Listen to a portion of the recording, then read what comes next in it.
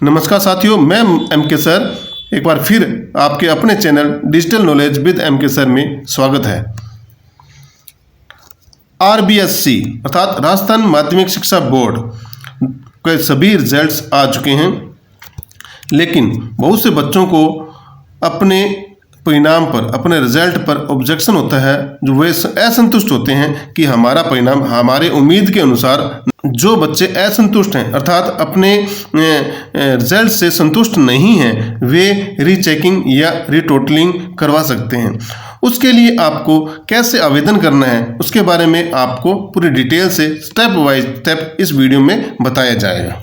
दोस्तों, जब भी आप कॉपी रीचेकिंग या रीटोटलिंग करवाना चाहते हो तो मेन दो बातों का खास तौर से आपको ध्यान रखना चाहिए।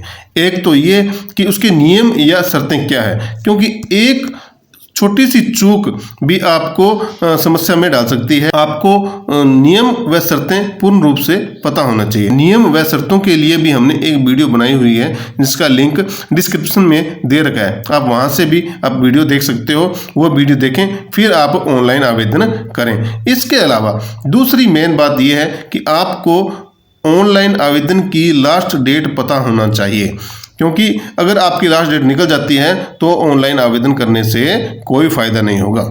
वैसे देखिए, मैंने पहले वीडियो में बताया कि इसकी कोई लास्ट डेट नहीं होती, इसकी डेट डिपेंड करती है उसके रिजल्ट घोषित होने में। जिस तारीख को रिजल्ट घोषित हुआ है उस तारीख से 10 दिन तक आपको आवेदन करना पड़ेगा, उसके बाद में आवेदन नहीं कर सकते। मैं दोबारा रिपीट कर रहा हूँ, जिस तारीख को परिणाम घोषित हुआ है उस तारीख से ही, उस दिनांक से ही 10 दिन के अंदर अंदर आपको रीचेकिंग या रीटोटलिंग के लिए आवेदन करना पड़ेगा। लेकिन इन 10 दिनों में अगर आप आवेदन नहीं कर पाते तो फिर भी आपको बोर्ड 5 दिन की मोहलत और देता है। इन 5 दिनों में आप भी आवेदन कर सकते हो। लेकिन फ़र्क क्या है दोनों में कि इन 5 दिनों में आपकी जो फीस है, जो निर्धारित बोर्ड द्वारा फीस है, वो डबल लगेगी। पहले 10 दिन तक तो फीस थी 300 रुपये पर सब्जेक्ट, अब ये बढ़कर के 600 रुपये पर सब्जेक्ट हो जाएगी। इन 10 दिन के बाद में 15 दिन तक मतलब आप आवेदन करते हो तो आपकी पर सब्जेक्ट फीस 600 रुपये लगेगी। अपने आवेदन कैसे करते हैं स्टेप बाय स्टेप देखते हैं।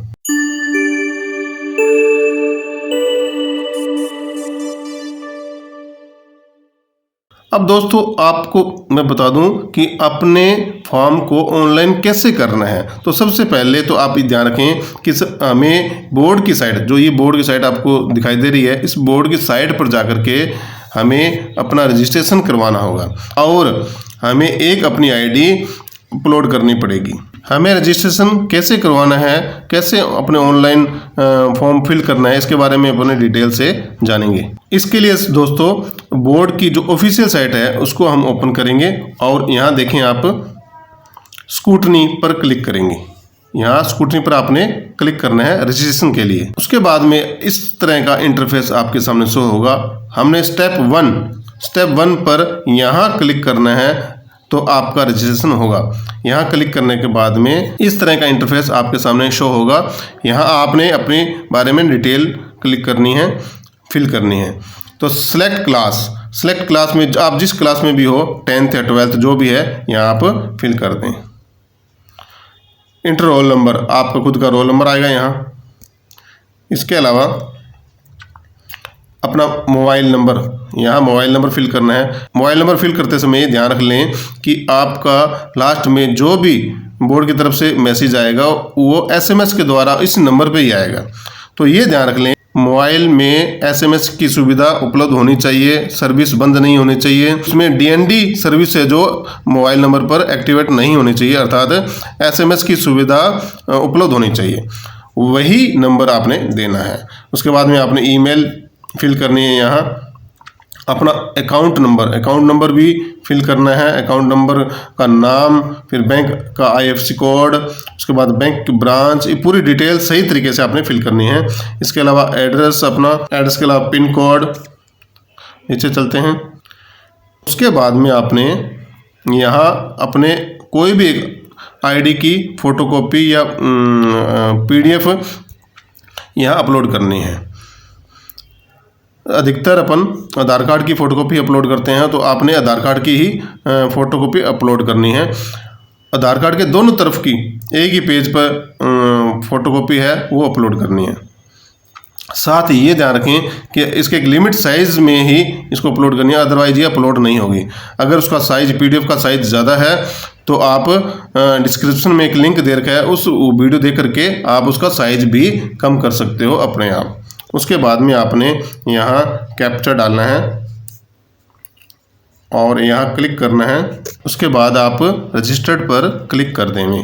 रजिस्टर्ड करते ही आपके सामने इस तरह का इंटरफेस शो होगा। यहाँ आप देखें कि आपने किस क्लास के लिए अप्लाई किया है, 12th के लिए, और यहाँ आपकी एक आईडी जनरेट हो गई है। ये यहाँ इस आईडी को आप साइड में किसी भी रजिस्टर पे या कॉपी पे लिख लें। याद रखना भविष्य में ये आईडी आपके काम आने वाली है, इस आईडी को याद रख लेना है। बाकी पूरी डिटेल आपकी यहाँ शो हो जाएगी। अभी नीचे स्क्रॉल करते हैं। यहाँ आप देखें सभी छात्रों को सूचित किया जाता है कि समीक्षा के सभी विषय एक ही बार में चुनाव अनिवार्य है। इसका मतलब ये है कि आपने अपनी क्लास के अंदर जिस सब्जेक्ट के अंदर आपने रिवैल्यूएशन या रीटोटलिंग करवानी है तो एक ही बार में रजिस्टर्ड करके आपने उसको सेलेक्ट करना है। कुछ एक सब्जेक्ट चुनने के बाद में कुछ दिन बाद आप सोचते हो कि मैंने इस सब्जेक्ट में और रिवैल्यूएशन करवानी थी, तो नहीं हो पाएगी। तो एक ही बार रजिस्ट्रेशन होगा और एक ही बार में जिस सब्जेक्ट में आपने रीटोटलिंग या रीवैल्यूएशन करवानी है तो सिलेक्ट करना होगा, बार बार रजिस्टर्ड नहीं होगा। तो यहाँ आपने सेलेक्ट करने हैं। मान लो इस पहले सब्जेक्ट में आपने यहाँ रिवैल्यूएशन करवानी है तो आप यहाँ रेड पट्टी पे क्लिक करेंगे और ये बाद में ग्रीन हो जाएगी। जिस सब्जेक्ट में आपने रिवैल्यूएशन करवानी है, रीटोटलिंग करवानी है, उसको सिलेक्ट कर लें। इसको करवानी है तो इसको सिलेक्ट कर लेंगे। फिर इस सब्जेक्ट करवाना तो यहाँ पे भी आप क्लिक करेंगे और ये जो सिलेक्ट करोगे आप ये ग्रीन कलर में आ जाएगी। इसके अलावा यदि आप प्रैक्टिकल के अंदर भी रिवैल्यूएशन या रीटोटलिंग करवाना चाहते हैं तो भी सिलेक्ट कर सकते हो। उसके लिए भी अलग से आपका शुल्क लगेगा। मान लो आपने ये 2 सब्जेक्ट इंग्लिश और फिजिक्स सेलेक्ट किए हैं तो इन दोनों पे ये ग्रीन कलर आ जाएगा। 2 सब्जेक्ट के लिए आपने रिवैल्यूएशन किया है। लास्ट में आपने इस ग्रीन बटन पर सेव करना है, इस क्लिक करके सेव करना है। जब आपने 2 सब्जेक्ट चूज कर लिए हैं रिवैल्यूएशन के लिए, उसके बाद में बात आती है पेमेंट की। तो ये आपको यहाँ ऑप्शन दे रखा है कि आप खुद भी अपने बैंक से पेमेंट करवा सकते हैं। आपने यहाँ इस ब्लू पट्टी पे क्लिक करना है। यहाँ पे नाउ पर क्लिक करते ही इस तरह की डिटेल आपके सामने आएगी। इसमें आपको शो होगा कि आपने 2 सब्जेक्ट के अंदर रिवैल्यूएशन करवाने के लिए अप्लाई किया है और इसकी 300 और 300 टोटल 600 रुपये फीस आपको देनी होगी। तो फीस देने के लिए आपने यहाँ पे ऑनलाइन पे क्लिक करना है। पे ऑनलाइन पर आप क्लिक करोगे, इस तरह का इंटरफेस आपके सामने आएगा। यहाँ आपको बैंक सेलेक्ट करना पड़ेगा जिस बैंक से आप पेमेंट करवाना चाहते हो। तो यहाँ आप क्लिक करोगे तो बैंक की एक लिस्ट आ जाएगी। मान लो हमने SBI बैंक से ही पैसे कटवाने हैं, पे करनी है, तो हमने SBI सेलेक्ट कर लिया और यहाँ पे नाउ पे क्लिक करेंगे। अभी आपको उसी बैंक को ऑनलाइन लॉगिन करना पड़ेगा, जिसका ID और पासवर्ड आपके पास होगा और उससे हमने बैंक को ऑनलाइन लॉगिन करना है। पेमेंट करने के बाद में सक्सेसफुली का मैसेज जो ये है रिसिप्ट के रूप में यहाँ शो होगा आपको।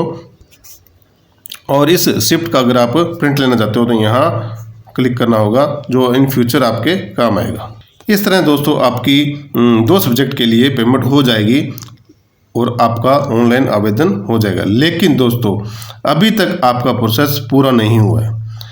अब बोर्ड क्या करेगा, बोर्ड महीना 2 महीना हो सकता है 3 महीने में लग जाए, क्योंकि जब तक आपका जो सीरियल नंबर के हिसाब से नंबर आएगा तो आपकी कॉपी आपकी ID पे अपलोड की जाएगी और उसका मैसेज SMS के द्वारा जो आपने मोबाइल अभी रजिस्टर्ड किया था उसी नंबर पे मैसेज द्वारा आएगा। साथ में ID व पासवर्ड भी SMS के द्वारा आपके मोबाइल नंबर पर आएगी। उसी ID और पासवर्ड से आपने दोबारा उसको लॉगिन करना है।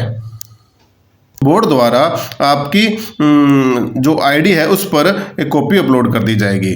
कॉपी अपलोड करने के बाद में आपके पास SMS या ईमेल के द्वारा एक ID और पासवर्ड आएगा। उस आईडी और पासवर्ड से आप उस कॉपी को डाउनलोड कर सकते हो। नॉर्मली जो आईडी होती है वो आपका रोल नंबर ही होती है, लेकिन जो पासवर्ड होता है वो पासवर्ड यूनिक पासवर्ड होगा। इसलिए मैं यारों बार बार आपको ये कह रहा हूँ कि जो भी मोबाइल नंबर आप दो तो ऐसा मोबाइल नंबर देना जिस पे आपका SMS आ जाए, क्योंकि वो पासवर्ड अगर आपको नहीं मिलता है तो आपको इन फ्यूचर समस्या आ सकती है। आपको बार बार बोर्ड से संपर्क करना पड़ेगा। दोस्तों, जब बोर्ड द्वारा जो भी आपने कॉपी मंगवाई थी उसकी प्रतिलिपि अपलोड कर दी जाती है, उसके बाद में एक आईडी और पासवर्ड आपके पास पहुंचता है मेल द्वारा या SMS द्वारा, और आपने उस आईडी और पासवर्ड से आपने लॉगिन करनी है। अपनी आईडी और पासवर्ड से उसको लॉगिन करनी है। लॉगिन करने के बाद में जो भी जिस सब्जेक्ट की आपने कॉपी मंगवाई थी उसको डाउनलोड करना है और आपने वो कॉपी चेक करनी है। यहाँ काम खत्म नहीं होता दोस्तों। चेक करने के बाद में यदि आपको लगता है कि आपके किसी भी क्वेश्चन में नंबर दिए गए हैं लेकिन वो फ्रंट पेज पे नहीं जुड़े हैं, या टोटलिंग में त्रुटि है, या कोई क्वेश्चन चेक करने से रह गया है, इस तरह की अगर कोई बात है तो आपको अब ऑब्जेक्शन लगाना पड़ेगा। दोस्तों, ऑब्जेक्शन लगाने के बाद में ही आपके जो अंक हैं वो बढ़ने की संभावना होगी तो बढ़ेंगे। ऑब्जेक्शन लगाना बहुत ज़रूरी है। अब ऑब्जेक्शन के लिए भी दोस्तों आपको 10 दिन का टाइम मिलेगा। आपने जब फर्स्ट टाइम लॉगिन किया उस दिनांक से 10 दिन तक आपको ऑब्जेक्शन लगाना पड़ेगा। आपको ऐसा लगता है कि एग्जामिनर ने आपकी कॉपी बिल्कुल सही चेक की है, अब कहीं पे भी नंबर बढ़ने के चांसेस नहीं है, तो आप आवेदन नहीं कीजिए। लेकिन आपको अगर लगता है कि कोई क्वेश्चन आपका रह गया हो, या टोटलिंग में त्रुटि है, या कैचिंग में कोई भिन्नता है, तो आप जो ऑब्जेक्शन जरूर लगाएं, और ऑब्जेक्शन लगाना पड़ेगा। ऑब्जेक्शन के लिए मैंने आपको बता दिया कि 10 दिन का टाइम, फर्स्ट टाइम लॉगिन करने से 10 दिन के अंदर अंदर आपको ऑब्जेक्शन करना पड़ेगा। 10 दिन बाद बोर्ड आपकी आईडी से जो प्रतिलिपि अपलोड की है वो हटा लेगा। 10 दिन बाद आपको वहां आपकी कॉपी की प्रतिलिपि नहीं मिलेगी। दोस्तों, अगर आप ऑब्जेक्शन नहीं लगाते हैं ना तो आपकी समस्या का हल नहीं होगा। अगर आप ऑब्जेक्शन लगाते हो तभी बोर्ड द्वारा उस एग्जामिनर को आपकी कॉपी को दोबारा चेकिंग करने के लिए दिया जाएगा और आपको आपकी समस्या का हल हो जाएगा। लेकिन आपको ऑब्जेक्शन लगाना बहुत ज़रूरी है। अब दोस्तों, मान लो कि आपके नंबर बढ़ जाते हैं, आपके अंक बढ़ जाते हैं, तो उस बढ़े हुए अंकों की जो मार्कशीट है आपको आपके स्कूल में पुनः भेजी जाएगी। तो इसलिए आपको अगर आपके नंबर बढ़ जाते हैं, आपने लॉगिन करके देख लिया कि आपके मार्क्स बढ़े हैं, तो उस स्कूल से आपको लगातार संपर्क करना पड़ेगा और पुनः मार्कशीट जब भी आ जाएगी आपने उस मार्कशीट को लेनी है। दोस्तों, इस बात का भी ध्यान रख लें कि यदि आपके मार्क्स चेंज होते हैं अर्थात बढ़ते हैं, तो आपके द्वारा जो भी फीस दी गई है उस सब्जेक्ट की वो बिल्कुल आपकी रिटर्न होगी, आपके अकाउंट में आएगी। यदि आपके मार्क्स बदलते नहीं है, नो चेंज आपका मैसेज आता है, तो आपकी जो फीस है वो वापस नहीं होगी। आपने फर्स्ट टाइम लॉगिन किया उसके 10 दिन तक आपको ऑब्जेक्शन लगाना पड़ेगा। आपने ऑब्जेक्शन के लिए अप्लाई कैसे करना है इसके लिए भी मैंने अलग से एक वीडियो बनाई हुई है, उसका डिस्क्रिप्शन में लिंक दे रखा है, आप वहां जाकर भी वो वीडियो देख सकते हो। इस वीडियो से अगर जानकारी अच्छी लगी हो, आपको पसंद आई हो, तो शेयर करना जरूर अपने दोस्तों को और सब्सक्राइब भी जरूर करना। धन्यवाद।